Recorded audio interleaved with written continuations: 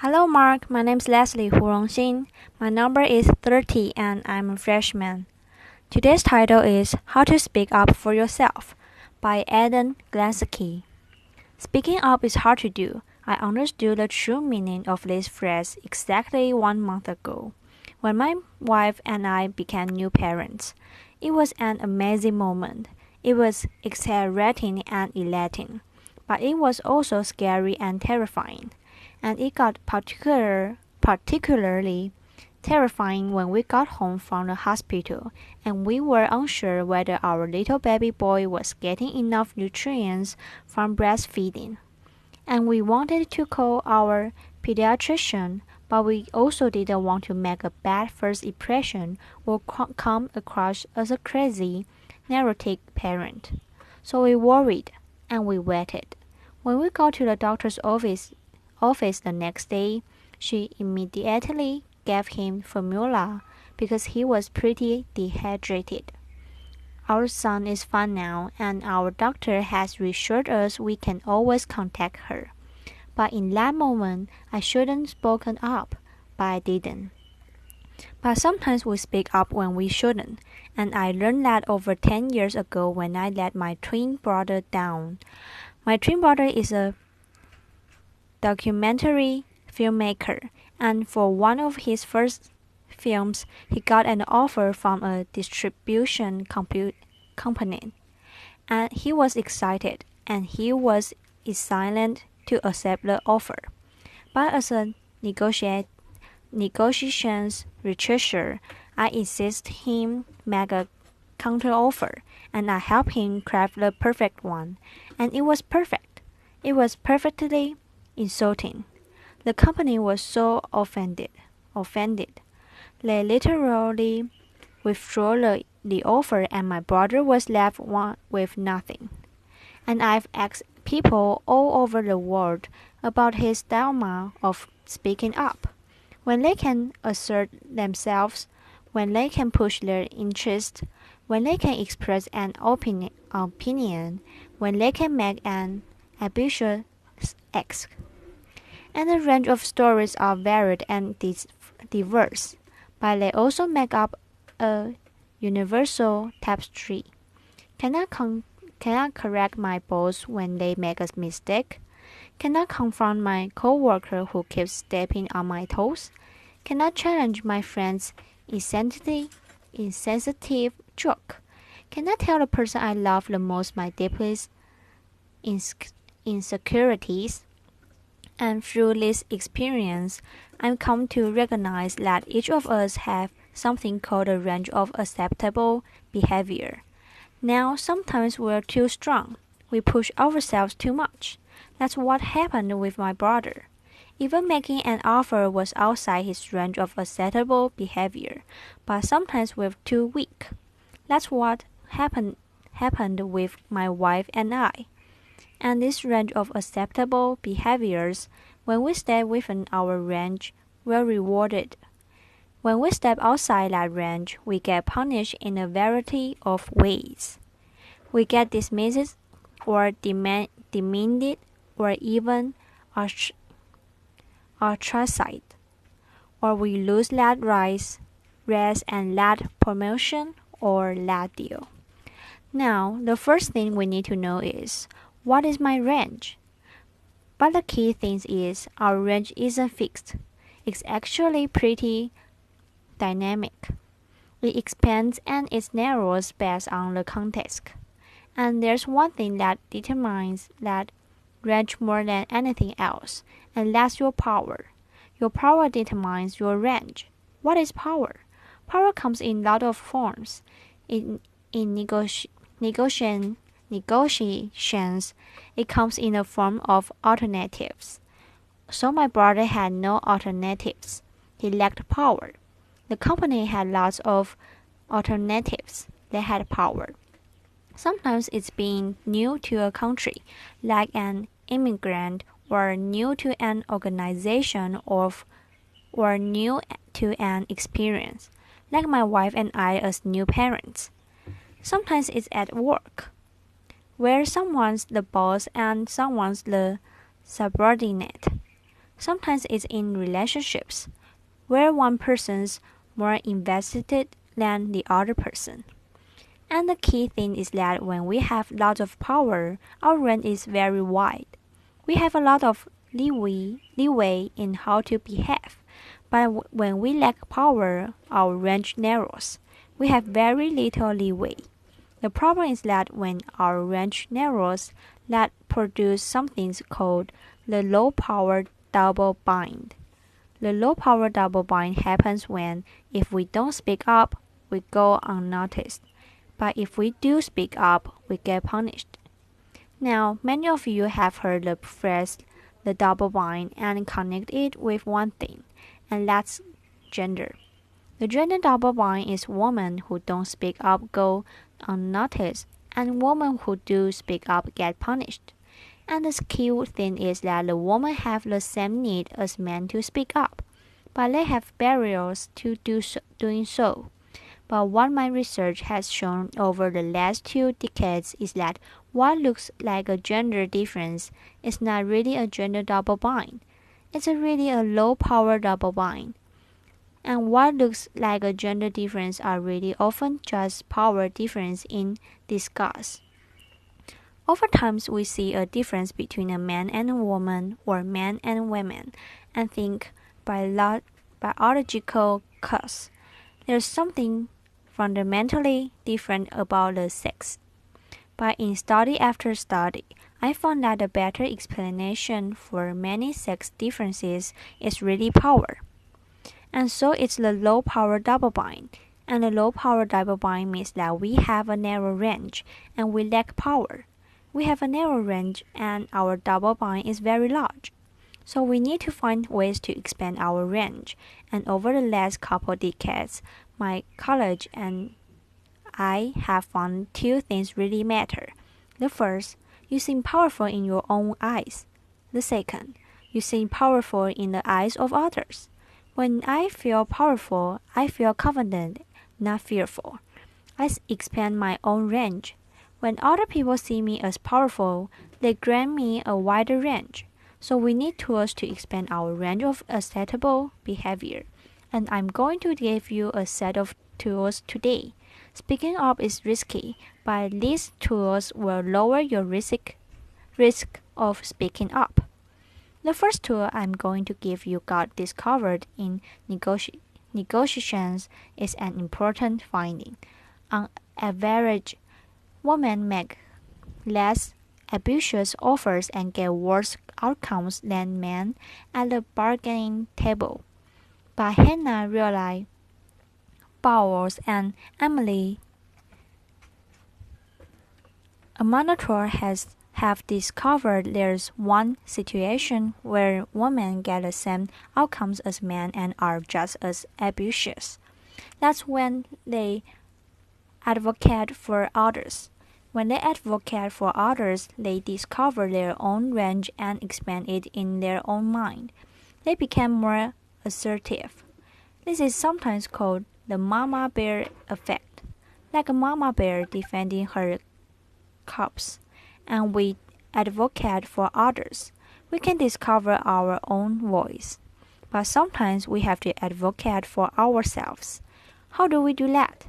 One of the most important tools we have to advocate for ourselves is something called perspective taking. And perspective taking is really simple. It's simply looking at the world through the eyes of other person. It's one of the most important tools we have to expand our range. When I take your perspective and I think about what you really want, you're more likely to give me what I really want. But here's the problem.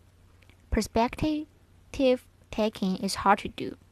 So let's do a little experiment. I want you all to hold your hand just like this. Your finger, put it up. And I want you to draw a capital letter E on your forehead as quickly as possible. Okay, it turns out that we can draw this E in one of 2 ways. And this was originally designed as a test of perspective taking. I'm going to show you two pictures of someone with an E on their forehead. My former student, Erika Ho. And you can see over here, that's the correct E. I drew the E so it looks like an E to another person. That's a perspective taking E because it looks like an E from someone else's vantage point. But this E over here is the self-focused E. We often get self-focused, and we are particularly get self-focused in a crisis. I want to tell you about a particular crisis. A man walks into a bank in Westonville, California, and he says, "Give me 2,000 or I'll blow in the whole bank up with a bomb." Now, the bank manager didn't give him the money. She took a step back. She took his perspective, and she noticed something really important. He asked for a specific amount of money. So he said, "Why did you ask for 2,000?" And he said, "My friend is going to be evicted unless I get him 2,000 immediately." And she said, "Oh, you don't want to rob the bank. You want to take out a loan." Laughter. "Why don't you come back to my office and we can have you fill out the paperwork?" Laughter. Now, her quick perspective taking diffused a volatile situation. So when we take someone's perspective, it allows us to be ambitious and assertive, but still be likable. Here's another way to be assertive but it still be likable, and that is to signal flexibility. Now imagine you are a car sales person and you want to sell someone a car. You're going to more likely make the sale if you give them two options. Let's say option A, 24,000 for this car and a 5-year warranty. Or option B, 23,000 and a 3-year warranty. My research shows that when you give people a choice among options, it lowers their defenses and they more likely to accept your offer. And this doesn't just work with salespeople, it works with parents. When my niece was 4, she resisted getting dressed and rejected everything. But then my sister-in-law had a brilliant idea. What if I gave my daughter a choice? This skirt or that skirt? Okay, that skirt. This pant or that pant? Okay, that pant. And it worked brilliantly. She got dressed quickly and without resistance. When I get asked the question around the world when people feel comfortable speaking up, the number one answer is when I have social support in my audience, when I have allies. So we want to get allies on our side. How do we do that? Well, one of the ways is be a mama bear. When we advocate for others, we expand our range in our own eyes and the eyes of others, but we also earn strong allies.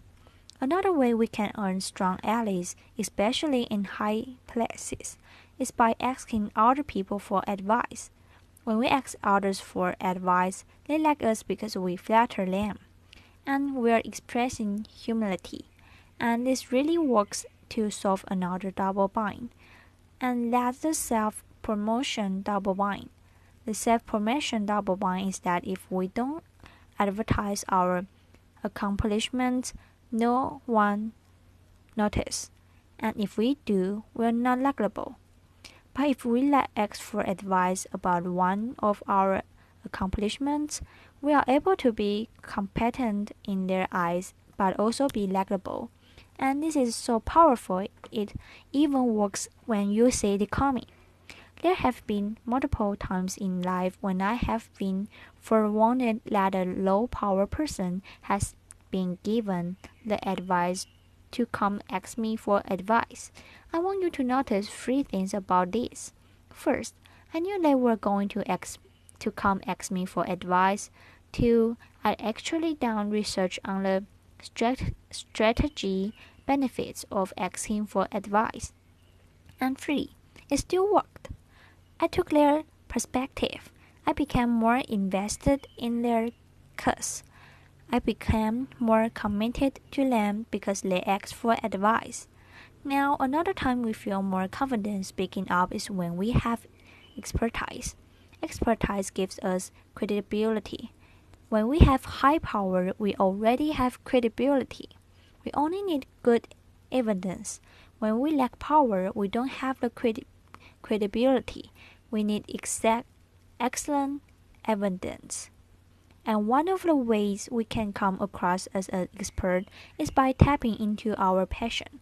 I want everyone in the next few days to go up to friends of theirs and just say to them, I want you to describe a passion of yours to me.